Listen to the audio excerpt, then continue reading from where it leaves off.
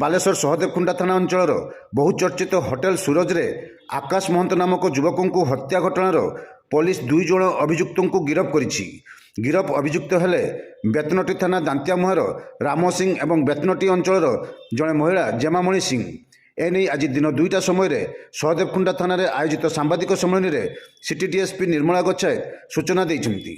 ରାମ ତାଙ୍କର ପ୍ରେମିକ ଜେମାମଣି ଓ ସାଙ୍ଗ ଆକାଶକୁ ନେଇ ସୁରଜ ହୋଟେଲରେ ରହିଥିଲେ।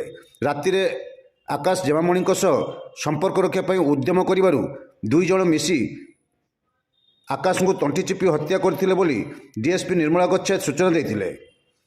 ଏନେଇ ସହଦେବଖୁଣ୍ଡା ଥାନାରେ 505/2025 ମୂଳେ ଏକ ହତ୍ୟା ମାମଲା ରୁଜୁ ହୋଇ 2 ଜଣଙ୍କୁ ଗିରଫ କରାଯାଇ କୋର୍ଟ ଚାଲାଣ କରାଯାଇଛି।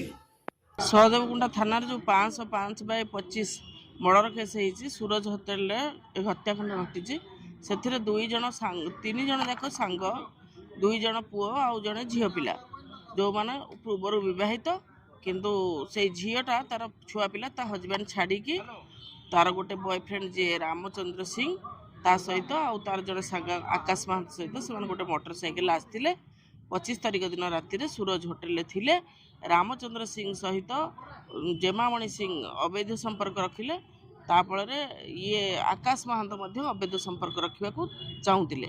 ସେଥିରେ ଜେମାମଣି ମନା କଲେ, ଆଉ ଜେମାମଣିଙ୍କର ଲଭର ଯିଏ ରାମଚନ୍ଦ୍ର ସିଂ ମଧ୍ୟ ମନା କଲେ। ତେଣୁ ଜେମାମଣି ସିଂ ଆଉ ରାମଚନ୍ଦ୍ର ସିଂ ମିଶିକି ତାଙ୍କୁ ଆକାଶ ମହାନ୍ତଙ୍କୁ ହତ୍ୟା କଲେ।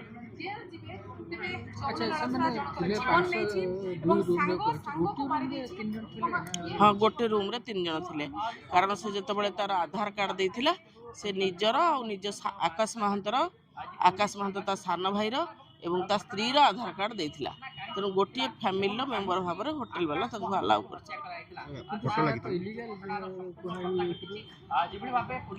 ଗୋଟେ ରୁମ୍ରେ ଏମିତି ତ ରହିବା ଇଲିଗାଲ, କିନ୍ତୁ ଗୋଟେ ପରିବାରର ଲୋକ ହେଲେ ରହିପାରିବେ।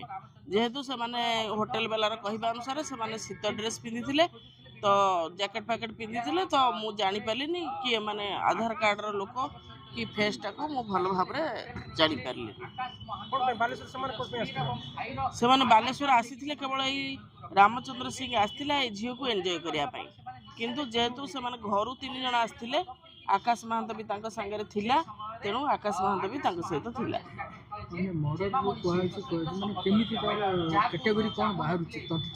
ତଣ୍ଟି ଚିପିକିରି ହତ୍ୟା, ତା ଛାତି ଉପରେ ବସିକି ତାର ତଣ୍ଟି ହାତରେ ଆଉ ତାର ଯେଉଁ ସାର୍ଟ ପିନ୍ଧିଥିଲା ସେଇ ତା ଦେହରେ ଚିପିକି ହତ୍ୟା କରିଛି। ଆଉ ତାଙ୍କର ବି ଡିଫରେଣ୍ଟ ମାର୍କସ ଅଫ୍ ଭାଓଲେନ୍ସ ତାଙ୍କ ନେକ୍ରୁ ମିଳୁଛି, ଥ୍ରୋଟଲିଂର ମାର୍କସ ଅଫ୍ ଭାଓଲେନ୍ସ ମିଳୁଛି। पुलिस घरକୁ ଆସିଲାଣି କି ସେ ମହିଳା ବର୍ତ୍ତମାନ 2 ଜଣ ଯାକ ଆସିଛନ୍ତି। ମହିଳା ଜେମାମଣି ସିଂ ଆଉ ତାର ଯିଏ ଲଭର ରାମଚନ୍ଦ୍ର ସିଂ, 2 ଜଣ ଯାକ ପୋଲିସ କଷ୍ଟଡିରେ ଅଛନ୍ତି।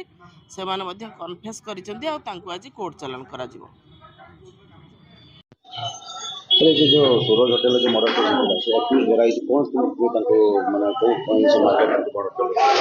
ए मर्डरटा घटी केवल इलिसिटी रिलेशनशिप 2 जण सांग आसते बुलिक जाते कि सांगर जीवन नहीं गला। ये उभय 2 जण सांग थे। आक्यूज रामचंद्र जी से लेडीज जमामणि सहित एक्सट्रा मैरिटल अफेयर था, तेणु से होटेल को से हिसाब से जाते, किंतु निशाशक्त एत बढ़ी जाता जे जमामणि संगे रिलेशन था। आकाश जिद धरी बसला, जो जिदीटा तार जीवन आज पलैगला। जिद करने समय आकाश को तार सांग अपोज करता, लेडीज अपोज कला। सी न मानव जो जिद धरी बसला, घटनाटा घटला। घटनाटा पड़ती अति लास्ट पलैला। लास्ट छाती पर बसिक कलर और सार्ट कलर और हाथ साहय तंटी चिपिकी मारी लेडीज गोड़ धरता। तेणु हत्या करला उभय महिला पुरुष खसी पड़ते घटनास्थल। हाँ, उभय ड्रिंक करते। मद बोतल सीज घटनास्थल। मद बोतल सीज तार ड्रेस जो चिरा उभय जो टसल होता सार्ट पार्ट चिरी जाइए, सब सीज घटनास्थल।